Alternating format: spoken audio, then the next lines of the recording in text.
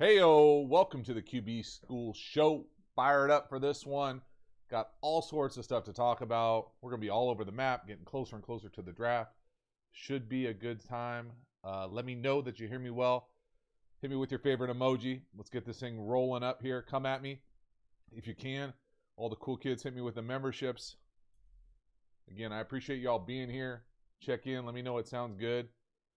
Before we go too deep on today's stream, I will just tell you that if it sounds good, you better enjoy it. Because my brother and I, and if you don't follow this channel, you might not know, but my brother is a commercial cinematographer. And so he hooks me up. That's why it looks good. That's why it normally sounds good. But the sound has been an issue. And it's really been an issue for over a week. And I'm not a detective, but I can tell you that some people have been having some Zoom meetings in this area. And yes, it's probably the nicest Zoom setup some of them have been on. But some gauges, some dials, some things were turned, and it was an issue. And so the struggle is real over here. You know, I am not a tech genius, not an IT guy, but we try to make it look smooth. But my brother is the brains of the operation when it comes to the IT. When it comes to everything, except what comes out of my mouth. And even then, he tells me sometimes what to say. But if it sounds good, it's because we spent the majority of yesterday working on it and trying to make it sound good. Because I basically did that. If y'all got a chance to watch the video that came out today, or I'm planning on it, I got to do it twice. And it is painful when you put in that type of work and have to just sound absolutely like, I can't even describe the sound of it. It's like a crisp fryer right in my ear, just screaming. It drove me crazy. So we solved it. Did it again. Hopefully it doesn't suck. Again, I appreciate y'all being here, checking in. Good times. Alex, nice. We got members coming in. I love seeing the badges. I'm not going to lie. The badges, the emojis get me excited. It's a fun way for me to be able to identify the people that really support the show and willing to put a little bit behind it and enjoy the content. But also, I love the fact that it seems like it's a pretty cool community and they enjoy each other and go back and forth and really love ball. And especially the people over on not only the memberships, but the Patreon. They got their own kind of Discord community. And it's really taken on a life of its own. And it's fun to see people who like football, who have who want an understanding for a little bit more detailed content, kind of go back and forth with each other. But the memberships over here with the live stream, I have a lot of fun with. Every time I get a little, the more members we get, the more emojis we get, and so I got to go create another one. So I got a couple in the pipeline, but I appreciate y'all checking in, making this live stream thing go on Mondays. Have it continue to grow and grow. Probably going to do one post-draft is kind of my mindset, assuming that the draft goes on, which I think it probably will at this point. I think the WNBA maybe is going Friday for their draft. So, see how that digital thing goes. But I'm fascinated by it, and I think it'll be fun to just check in after the draft. So wherever you're at, hopefully you get a chance to check in with that. I don't even know what day it is. I'm assuming it's like a Thursday or Friday. But it'll be fun to get over there and talk a little live reaction. I don't know. I almost want to say that my gut feeling is that there might be 5 in the first round. I don't know. Shane. Oh, man. Shane. Shouldn't have done it, Shane. I appreciate it, though. I'll have to make it up to you somehow. That's funny. I appreciate it, dude. Appreciate the local support. And hopefully you guys enjoy talking a little ball here. Take our mind off being quarantined and locked in and all those things. But all sorts of things happening, crazy. We're in the middle of April, no sports anywhere, and football still at the forefront for a lot of people's mindset with the draft, with just stuff that they enjoy watching. I know, recently watching some good games on different channels as far as replaying national championship games, Rose Bowl games, some football playoff games. Taking a deep dive in that type of stuff is always fun to reminisce. For me,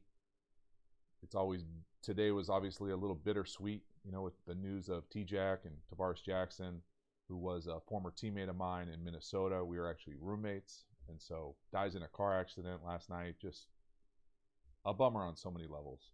And really, it feels like it's been probably, one is too many, but it really does feel like it's been a handful of people now. I know I played on a lot of teams and know a lot of dudes, but losing Cedric Benson in a motorcycle accident, now T-Jack, it's just it's beyond sad for families, young families, young guy, got a lot of life to live, and just for not knowing the circumstances, or whatever the circumstances are, they're sad, they're a bummer. But T-Jack for me, hanging out, sharing a room in Manitoba, what was it called? Manitoka? Somebody tell me, in Minnesota, wherever the Vikings have their camp, some small college, and I have these funny memories of that camp. It was, gosh, who was in camp with me? Brad Johnson, Tavares. Was there another guy in camp, or did they only keep two? No, they traded for Bollinger at the end of camp, right before I got cut. So it's basically T-Jack and Brad Johnson and I all camp. And this is Manitoba. There you go. Appreciate it, Chris. Brad and I and Tavares would go out to this like local bar on like maybe once a week when we had an evening off. And I remember driving, we had bikes, and a lot of camps have bikes, but very rarely, usually you're just like biking to practice. We had bikes like everywhere. So we're biking to this bar afterwards, and someone recognizes Brad Johnson, won a Super Bowl, big time guy, great dude. And they're like, Brad, autograph. And this was like, I know fanny packs have like come back somehow. I know I'm old because fanny packs are still not cool to me. But like, I was too old for the original fanny pack cool thing, like in the 80s. And then I'm too old for the like new fanny pack thing. But Brad, this was like mid 2000s, like 2005. Brad was rocking a fanny pack everywhere. And he loved, he used to tell me he loved it to like go travel. He'd just throw it in the, the security thing. He'd take it off. He didn't have anything in his pockets. He could ride a bike and be free. Well, this guy like flags down Brad and is like, hey, Brad, Johnson, can I get an autograph? He's like, yeah, sure. He whips out a pre-signed card from his fanny pack, doesn't even stop on his bike, and just hands it to him. And we keep biking to the bar. I was like, can't make stuff up like that, man. That was Brad Johnson in a nutshell. But T-Jack, it was fun, as a rookie, second round pick. I'm a guy bouncing around the league just trying to claw on, and Tavares did a great job in camp. Had a massive arm. I just remember him just ripping seams, just like one thing that most young quarterbacks are really good at are throwing seam routes, and Tavares was great at it because he had a cannon. Everything was like a driver, just shot right down the lane. It was great to watch, and he obviously went on to have a 10-year career, win a Super Bowl, all sorts of good stuff. But just such a sad day when it comes to that type of like sudden tragedy. And so if you got a chance, I did a little video. It's real raw, but it was fun to go in there and watch a little 2011 Seahawks, super blurry. But they played the Ravens, which had a rolling defense. The Ravens won like 12 games that year. So a lot of fun to see that stuff. I had fun making it. Hopefully y'all go in there with low expectations if you watch it, and enjoy a little bit of it, and just reflect, grieve a little. So it was fun to do. All right, let's see what we got here. We got 76 checking in right now. All right, yeah, X's and O's video coming Wednesday. I'm actually a little bit behind. Thought I would get more of it done today, but didn't, because I went deep dive on the T-Jack video. But I'm going to do another X's and O's video, thinking most likely pass protection. I know I got to go back and rewatch that Mike Point video, because somehow that's like the most viewed video on this channel, which is crazy to me.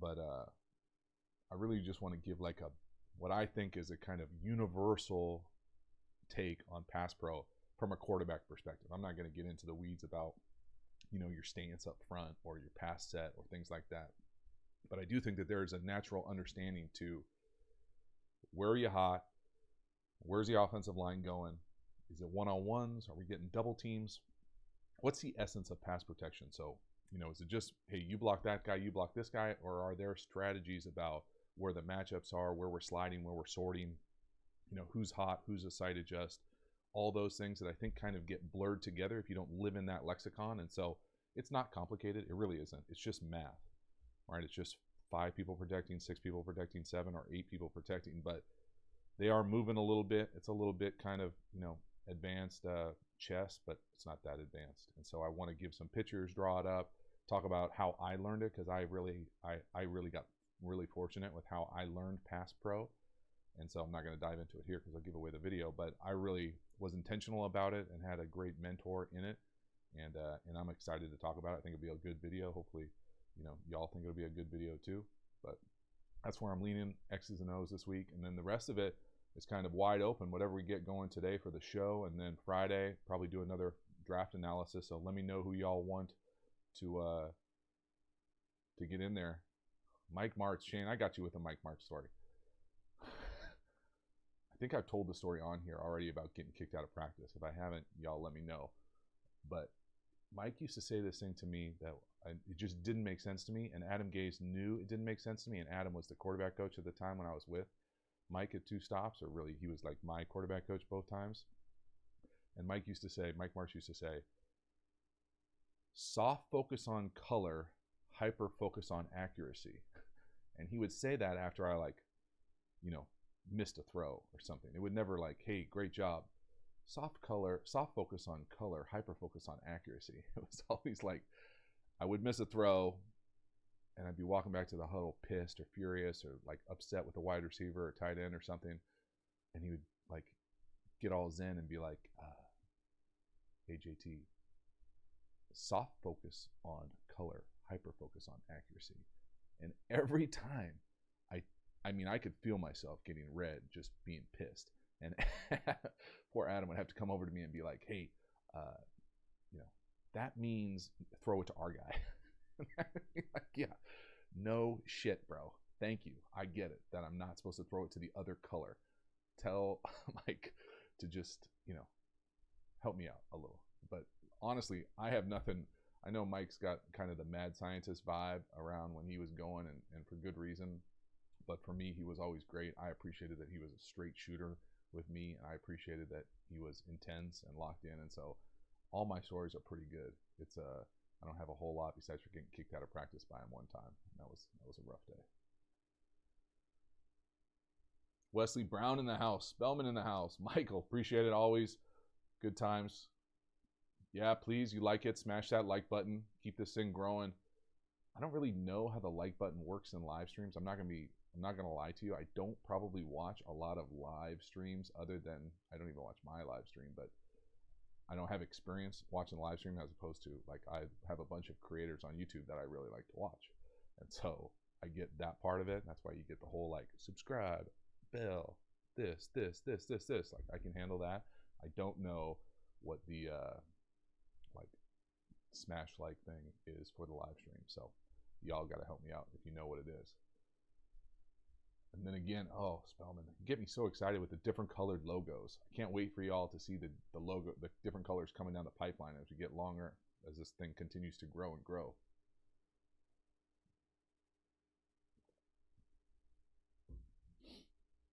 James Cowden, that's an interesting last name. What's the most important personality trait of a QB? Leadership, patience, hardworking, etc. I don't know, man. Personality trait? I would say just like most people, like, integrity, honesty, those type of things before we got into like the patience. I think obviously to be good at anything, you have to be extremely hardworking, work ethic. I think the leadership thing is complicated for the quarterback position because oftentimes people associate leadership or influence with the role of quarterback, and there is an element of that because there's so much communication that gets funneled through the quarterback. But to be a real leader or leadership, like influence people from a process standpoint, I think that comes more from team sports really, and kind of unique situations. It doesn't matter what position you play. It's about, can you elevate your teammates? Do they feel like they're more confident when you walk into the huddle? When you're on the field, are your friends like, yeah, we're good now. Yeah, we want him. Like, yeah, we want Shane. Shano, you're with us. That type of thing. That's a thing. I think that is a contagious energy vibe thing that is different than just being like, yeah, he's got good leadership. Like, I don't know what that means. Tom, appreciate it. Super chat. Love it. See what you got. Your thoughts on multi-sport skill sets. Vice single sport focus. I'm going to guess that says verse. Verse single sport focus. Tom, absolutely outstanding question. Sweet spot for me. I am as pro multi-sport as you can possibly be. I probably haven't talked about it as much recently, but I'm on our football program, talk about it a lot, promote playing as many sports as you possibly can. You know, I grew up playing baseball, soccer, basketball. Those were my wheelhouses as a California kid. I know depending on what region of the country or the world you're in, you know, it might be hockey, might be something else, might be rugby, could be, you know, soccer, it could be anything. I love the multiple sport element, you know, for a number of different reasons. So one, I think it makes you a better person. I think it makes you a better athlete. It challenges you in different ways depending on what the season is. I think that it's more fun to come back to sports. You know, baseball is the analogy that I like because I loved baseball growing up, still love baseball. But baseball to me, you do yourself a disservice when you play year-round baseball. And what I mean by that is fall ball for me, I'm not going to bash fall ball, but I don't like it, and I don't necessarily want my kids to like it because I think that when you go away from a sport and you come back bigger, stronger, it's better. There's a better experience coming back different than just being the same for 18 months. You know, you play a spring sport, you play baseball, play summer ball, play fall ball, play spring ball again. You played for 18 months. What's really changed? As opposed to you play in the spring, you grow, you play other sports, you learn, you get better agility, you get better strength. You come back, now you throw harder. Now you hit the ball farther. Now you're quicker with the bat. Now you're faster. Those type of things. I think it's important to see that progress. And so that is an element that I like, but really I just like the fact that I love people who, from an athlete standpoint, if I was recruiting or drafting someone, and this is the truth, you know, you look across the board nowadays, people get drafted in the league, in just about every professional league, they're multiple sport athletes. In the NFL, they it's like, I want to say, this is just me making up the number, but I want to say it's close to 90% of those guys run track. And so that might not mean you're going to be an Olympic sprinter. You might be a thrower. You know, you might be a jumper, but you are doing some sort of sprint explosive training. And I think it matters and I think it helps. So we try to promote that as much as possible. You know, my kids are still young enough where I tell them what sports that they have to play, but hopefully they get to the point where they see, you know, I play pickup basketball. I like playing softball. I like playing catch. I like doing that. I think that it's just fun to mix it up. Who wants to do the same thing all the time? You know, I say that and I do videos Monday through Friday, so not sure what that tells you exactly, but I love it. I think it has so many benefits.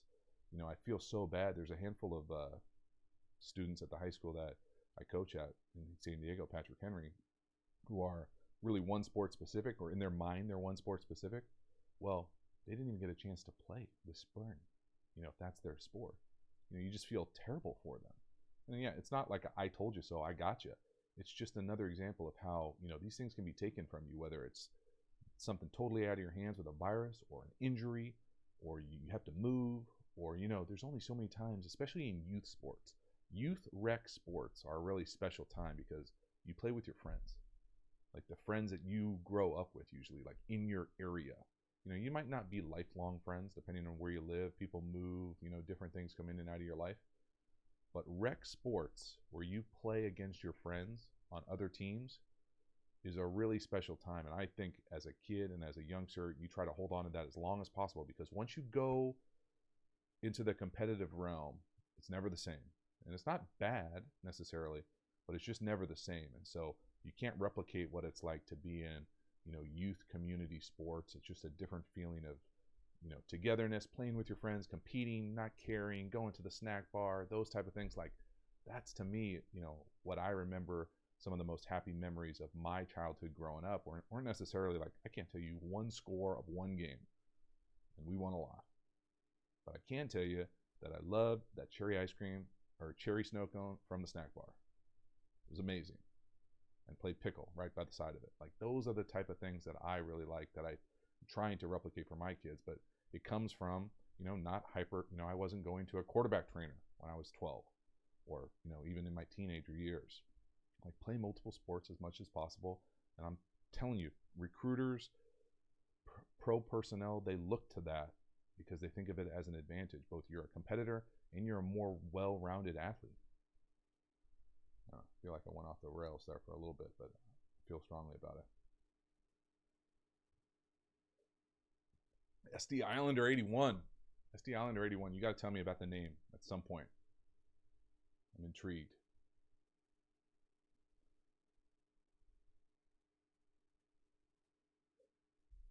Tom, coming in hot again. I appreciate it. My belief is wide receivers should be taught baseball skill sets. It is easier to catch a football. Never thought about it like that before. I feel like all football players should be taught how to play baseball. I love baseball. I think it would help everyone. But I do see the correlation between catching a baseball and catching a football a little bit. You know, I think that it's the thing with me about catching a football, and I never want to like, it's not easy to do. If you think it's easy and you play quarterback or you play up front, try it. Put a helmet on, put your shoulder pads on, run as fast as you can, and then I'm going to throw it as hard as I can, and then then you're going to run into a tree and see if you catch it. It's not easy to do, and that's a good throw. Now throw it up high where you got to expose yourself. It's hard to catch a football, but at the same time, you know, some people throw better balls than others. But it's for me, it's one of those things where, you know, it's just too short to play one sport, man. Have a well-rounded approach to it. You'll enjoy it. I feel like you'll enjoy it, come back better and better for yourself. It's just more fun. Who wants to be like a, you know, I don't know, the whole specialty thing, I guess I just don't understand. Oh, Wesley Brown, that's a good question. Football cards, yes. I have boxes of football cards. I'm not sure how. I know how people sent them to me. The card companies send them to you also. Like they'll say, hey, sign 1,000, we'll pay you X, and you keep, you know, 500. So I have boxes of them. I should probably come out one day. That's a good call. Maybe next week I'll come out and it'll be like poker chips. My kids like the cards. Inevitably, I give them to them and they end up in the garbage. But yeah, it's pretty funny to have a card of yourself. It is actually, it's a surreal experience to have a card of yourself, a real card, because I grew up like going to like a baseball card club. Mike Graceffo, if you're in Burbank, you know Mike. That's my PE coach, youth football coach. Worked for the Park and Recs. He's a huge Yankee fan, still is a huge Yankees fan. He used to have a baseball card club where you go like with the, you know, 3-ring binder, and you got all your cards, and you would trade, and you would like maneuver, and I definitely probably got taken advantage of with my cards. But I remember I had this. I remember, see if anybody of y'all remember this. I remember I want to say it was a Billy Ripken card. And he's holding the bat right here, and it says like, I want to say it says FU. It's definitely some sort of swear word underneath on his bat knob, and I thought it was the coolest thing in the world. I have no idea why I thought it was the coolest thing in the world, but I remember having that. I remember having a King Griffey Jr. rookie card. I probably still have these cards. In fact, I should go look to see if I have these cards. Griffey rookie card, a Nolan Ryan card. I don't know if it was a rookie card, but it was a nice card. And then the other part about cards, I should offer some sort of like promo to the members and the Patreon people that I'll send cards. That's a good call. That is a really good call, actually. Good idea, Wesley. But I don't know if I told this group, but I grew up a 49er fan, like a huge 49er fan. Not my whole childhood, but when I was in Sacramento, like junior high, high school, they would train at Rockland Community College. Sierra, the community college in Rockland, which is a suburb of Sacramento. And I used to go there every day. During 49er training camp, I was there every day, but I wasn't there to watch football. I only got autographs. I have at least 20 Steve Youngs, at least 50 Jerry Rices, any number of 49ers. If you were in the 49ers from like 93 to like 96, I have multiple autographs of you. So much so, this is a good story because it shows like how intense and competitive I was at the time and still kind of am, and just how like we were into this. Me and one of my good friends, handful of us used to go there every day. Back in the day, all y'all young pups won't know this, but TVs used to have antennas, like basically like things that you could like move really far out. So we got these 2 antennas that went like 9 feet, and I taped them, created this like insert onto a God, what is it called? A clipboard.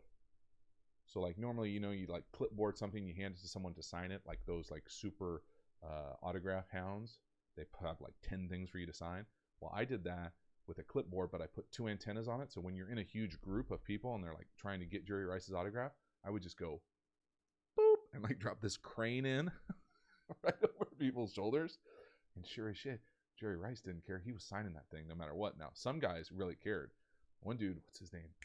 Harrison Barnes, old left tackle for the Niners. That dude was not happy with us. And we would like, and if they wouldn't sign it, man, I would get it really close to them, like uncomfortably close. I know it would have pissed me off as an athlete, but as a teenager, you don't care. You just want the autograph. And I don't know why I wanted those autographs. Never sold them. Never. I don't have them in cases. They're in a box in an attic. But it was fun to get them. Not gonna lie. Yeah, it was kind of like a selfie stick, but with a yeah, that's a good call. Yeah, baseball cards are fun. My kids are kind of into baseball cards, the older ones when they get them, but not the same, man. Not when you get like a Donruss year set, like in a box. It's awesome.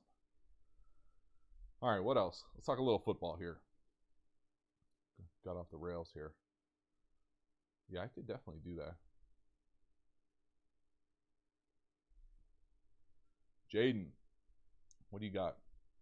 What was the one thing you struggled the most with when playing in the NFL as a QB? That is reading defenses, timing, arm strength.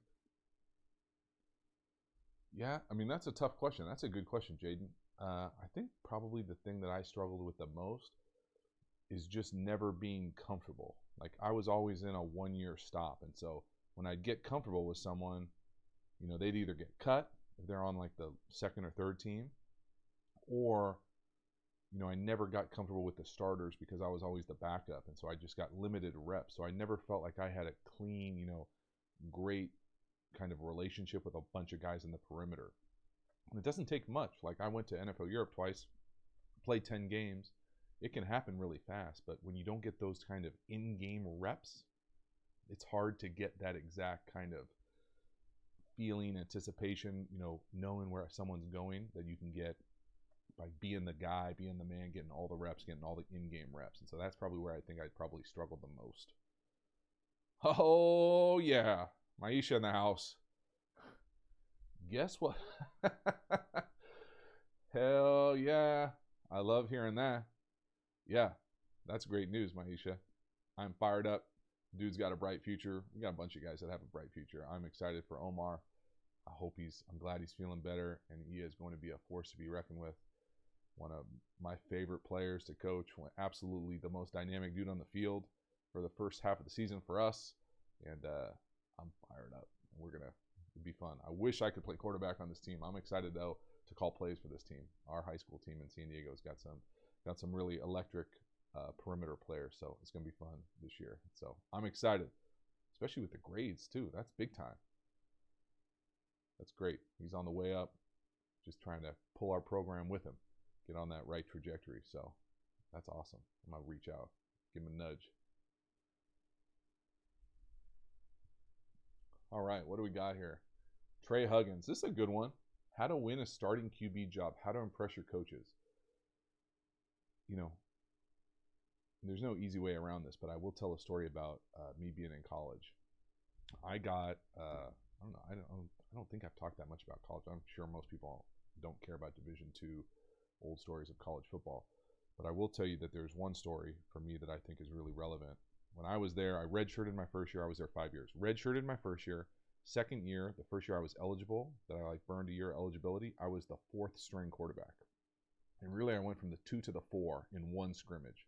Had a bad scrimmage.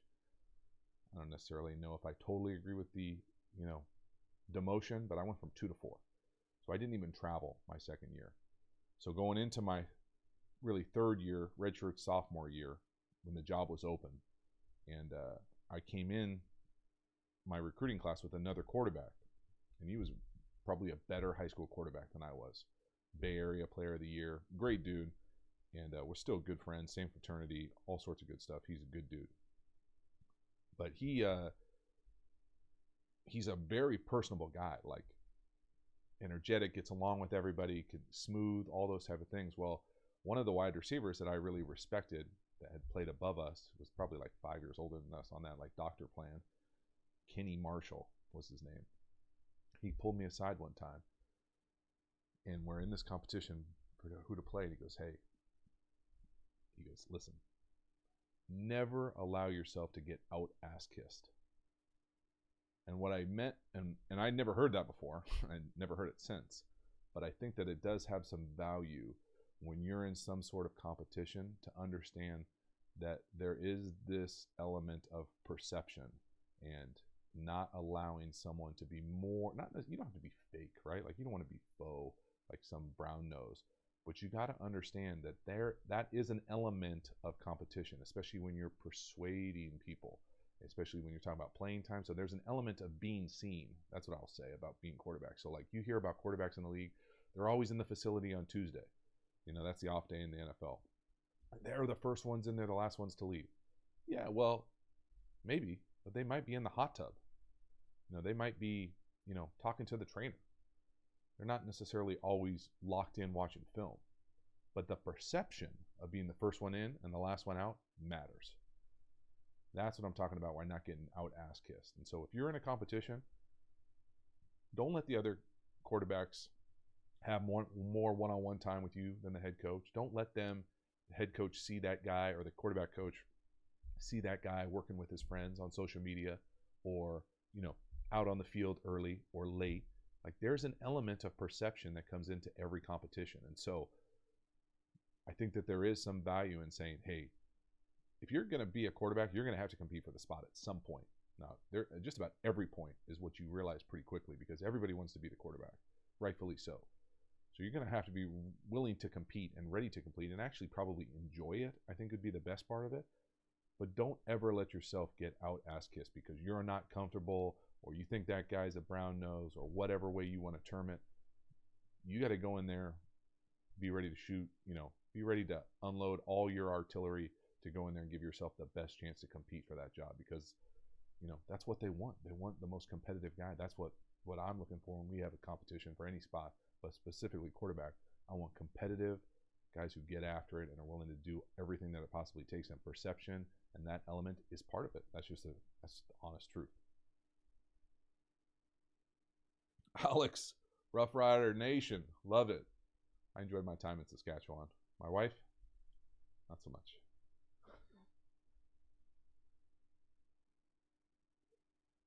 The fans up there are amazing though, and I loved Canada. I had a blast being able to go around to all these different cities that I would never have gone to before, right? We vacationed in Banff, just a ridiculous, Vancouver, Montreal, so many cool spots. I don't know about Winnipeg, but Calgary, not about Edmonton either, but many of the spots are cool.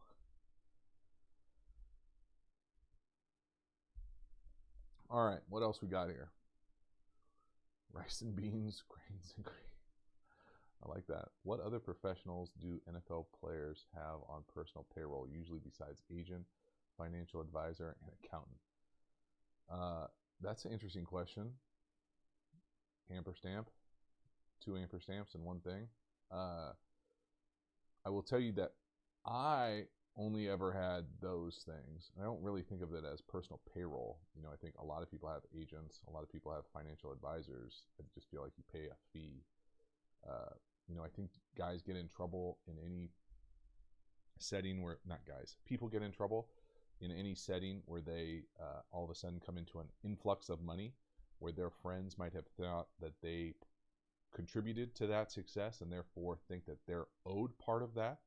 You know, I come from a very privileged background in that. I mean, we weren't necessarily massively wealthy, but I never had family members come at me for money, or, you know, even like a massive amount of tickets or things like that. So in that regard, very privileged for the league, because I know a bunch of guys who take care of family members, who take care of their buddies. They've got their friends on the payroll, you know, stuff like that, to like be a bodyguard or be a trainer. You know, I know Jameis Winston got all sorts of heat this week, or not really heat. I thought it was hilarious that David Carr went after him, but It's a different story for a different day. And but like that type of stuff where you like might have a buddy doing a job that he might not be qualified for.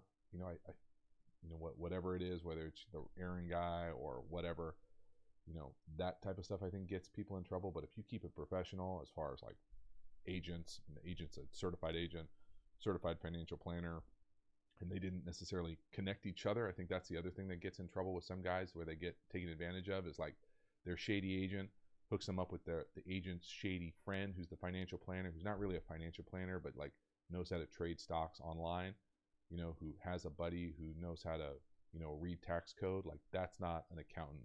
That's not a CPA. That's not a certified financial planner. Those type of things get people in trouble. But the league tries to do a good job with educating it.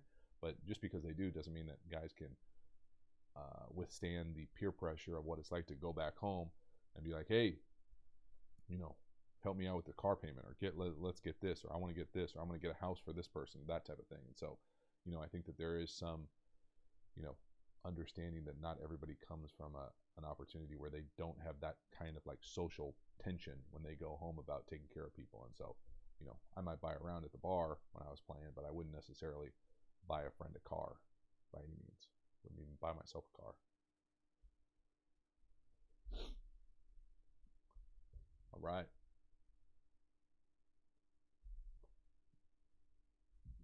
Parker, any advice for small football team with not a lot of subs to run no huddle? Yeah, go for it.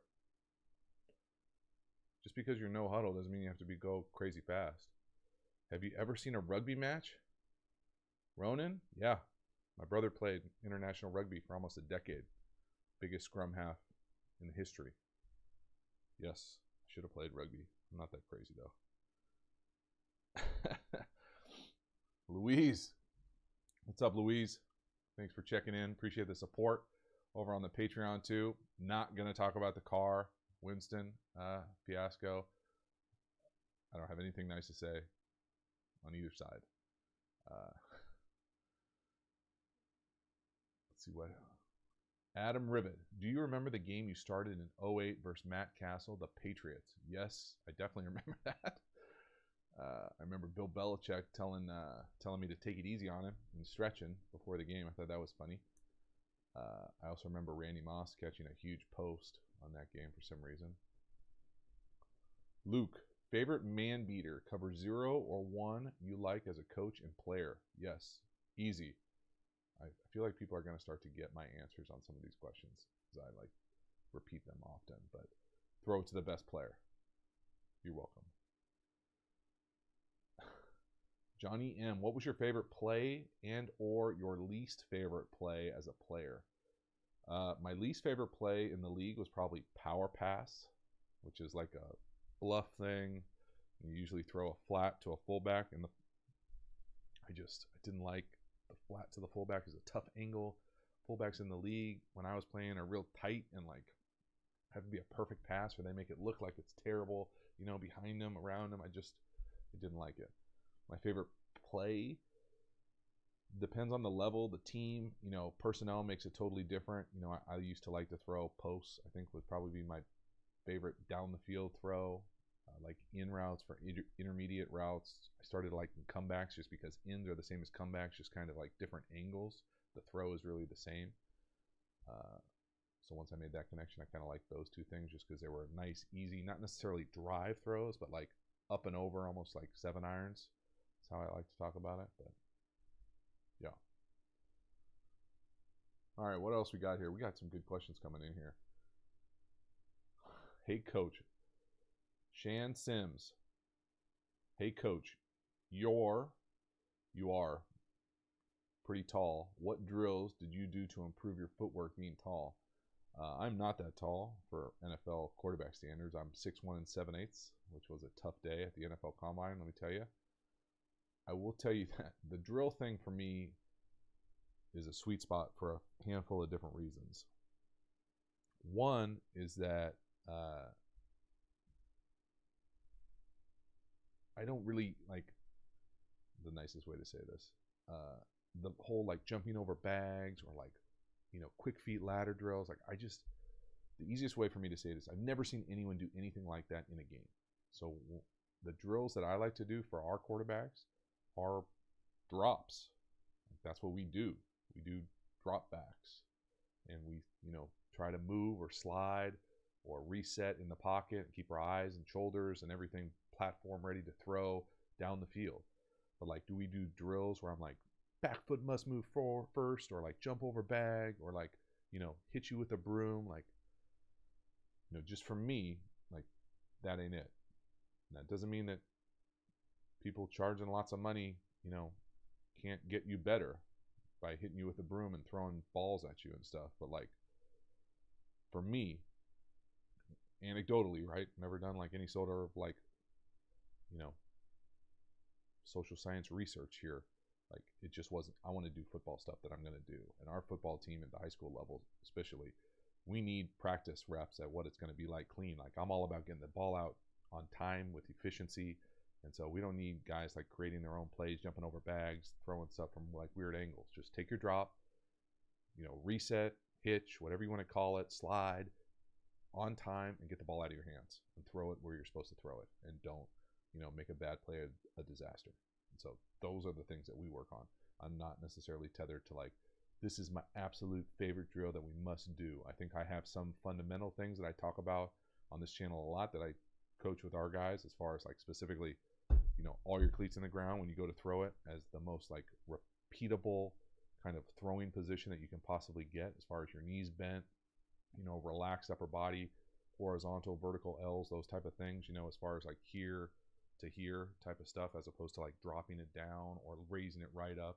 It's this sweet spot about being smooth with it. But I don't have a drill that I make every single person do all the time. I kind of adjust it to what we're installing, what we're putting on, what we're working on, and then I want to take drops and I want to throw to our guys. That's our drill. Getting close to 100 here. Shane, see what you got. What would you feel about X's and O's video on how to go up tempo and how you guys run it at Pat Henry? I would feel like that would be information that I wouldn't necessarily want to share with the San Diego community at the moment. I'm not sure. Now, we're not good enough where people care about that. But yeah, man, that's the secret sauce. We're trying to go fast. The whole thing, I will say this about the way that we run our offense at Patrick Henry, the high school that I coach at, is it's created basically post-mortem for everything to go fast. So I don't necessarily create a play and go, okay, how can we do this play really fast? Everything is going ultra fast. Spike the ball tempo is what I call it. So everything is built to do that. There is no like 2-minute offense or, hurry up stuff. Everything is hurry up. Now we can slow down the tempo, based on a few different ways to do it, kind of internal mechanisms, but everything is meant to go fast. So there is no adjustment. There is no like, well, let's go hurry up. Let's go no huddle. That is what we do. That's like our marrow. So that's kind of, I would hope, is the secret sauce to a certain extent. Like, oh, rules nwits. Don't even do that to me, bro. About the audio. I'm not ready for it.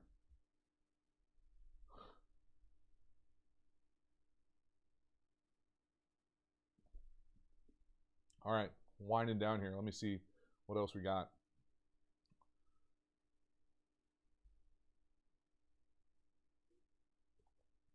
Wesley Brown. Those are some good questions. I can't answer the Bill Belichick, Peyton Manning question. Those guys are next level. How hard is it to run the West Coast offense? I think back in the day, it was high volume of, what's the best way to say it? Every little nuance had a word, so it made it very verbiage heavy unnecessarily. I think the game has evolved. I think a lot of coaches have intentionally made things simpler and kind of bucketed them by how they term or phrase things. And so we run a lot of West Coast concepts, but our players probably wouldn't know them as West Coast concepts. They would just know them as concepts. And really, most football plays are just concept nowadays. They've all been bastardized and hybrids of a bunch of different systems. And so, but you can go off the deep end in the West Coast as far as telling, I used to call them choir huddles, where I would tell every single person, exactly what you have on this play. And you don't really do that anymore in football, which is a good thing. I think, for most.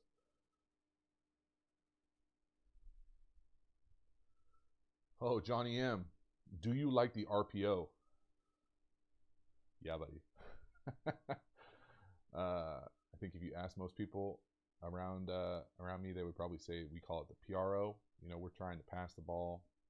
Now that being said, we were very fortunate to have a really good tailback last year who's really good at running the ball. So if you don't have the box numbers or leverages to deal with us, we're going to be pretty successful running the ball. But that's not necessarily because, you know, I'm a great schemer in the run game. It's more like he's one of, if not our best player. And so, you know, it's pretty smart to just get him the ball, especially if the numbers are in our favor.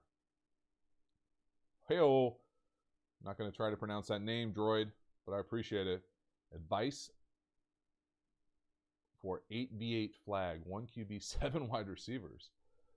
Defense plays cover 2. Yeah, man. And that'd be awesome.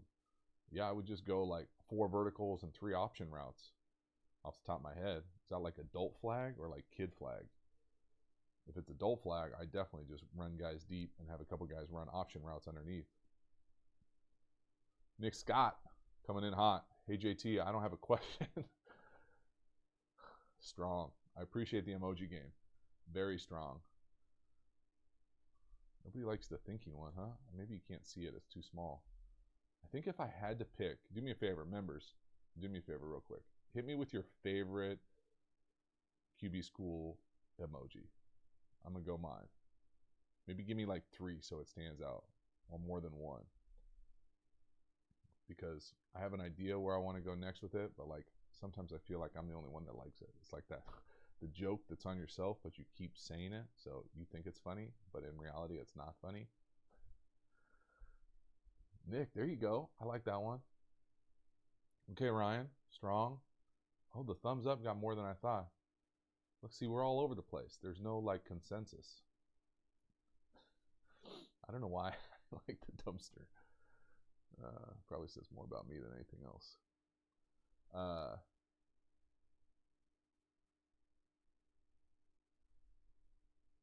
There you go. I like the bruh too. No, not really locked in films. I think I got exposed a little bit watching that Montez film. Like I didn't even know that number 2 wide receiver is a good wide receiver, or you know, a potential high draft pick. Yeah, the clown is strong, I feel like.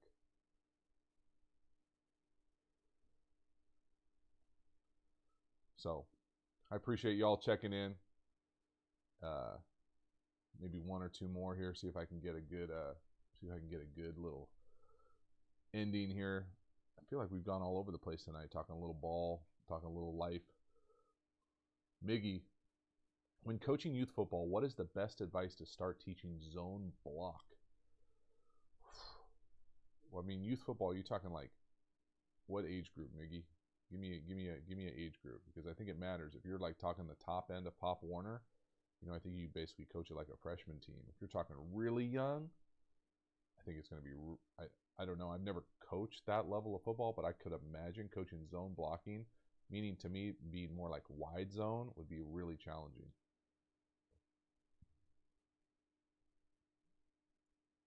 All right, y'all, do me one more favor before we hop off. Are you interested in a QB school NFL draft ranking? Oh, that can't be right. I don't know what that rube means. Someone give me that. Someone give me the exchange rate. This better not be a bot either. Hey JT, I'm from Russia. We have a small community, but we love football. It's great that I found your channel. You help to understand this game. Have you ever been to Russia? Do you want to visit Moscow? I've never been to Russia. I'm by no means against visiting Russia. I think it'd be great eventually. I think it'd be hard to go, you know, with 3 young kids, especially with my brother lives in Australia. Probably need to get down there before I do any other world traveling. But yeah, no, I think eventually I'll definitely make it to Russia. Very cool. Appreciate the support. Glad you found us. How'd you find us? Let me know. Rotos. All right, so 2.7 US dollars. Very nice. Thank you, Jake. So yeah, so probably gonna do the ranking. I just, the ranking would be, I don't know. Sometimes I feel like the ranking is maybe I'll figure out how to do the ranking as far as I can probably do two rankings. What order I think they should be drafted in, like what order I would draft them in, and then maybe like what order. Then I think the ranking as far as like who's going to have a better career is so luck driven on as far as what organization you go to. It's almost better. It's counterintuitive, right? Like it's better to be drafted later because you are probably going to go to a better organization. I think Lamar Jackson's a perfect example. If you get drafted late in the first round, that's probably means you're going to a playoff team, as opposed to being drafted first. Congratulations, you're going to the worst team in the league. Like, and I get to a certain extent why that is, but I just it's a weird thing to be able to try to predict someone's outcome as a pro when you don't know what team they're going to be on necessarily. But I make no bones about it. I think, like most people, I think that there are a few guys that kind of have separated themselves in this class. But that mid-tier, I think that second mid-tier is really muddy. And I don't think anybody knows exactly where some of those guys are going to go. I think I'm going to probably have to watch a little bit more and maybe do one or two more videos on each of those guys to get a better understanding of it. I'm glad that it's resonated with y'all. I think I appreciate it. I'll keep that in mind and probably do one like right before the draft. In fact, I should see when the draft is going to be so I can get my mind around it. But I appreciate y'all checking in, hanging out tonight. Go Ags, good times for Rusty, no doubt about it. And I appreciate y'all hanging out. We'll do this next Monday again, and then we're ramping up for the big time post-draft one after the first round. I think it's just the first round, the first night. So I appreciate y'all hanging out. If you, again, do me a favor, if you dig this kind of content, join, get on the main YouTube page, and get a membership. I want to say it's like $1.99 a month. Have fun in the live streams, enjoy it. At kind of worst, do me a favor and subscribe, hit the bell, get the notifications, that type of stuff. And then if you want to get nuts and really support the channel, get over to the Patreon community. That thing is crazy. It's already above 200. I really enjoy that group. I think I'm probably going to do some sort of like online virtual party when we get to 300. So that's been tossed out there a few different ways. And so appreciate that group supporting the channel, all those things. Again, thank you very much. Appreciate y'all hanging out, and I will see you next time.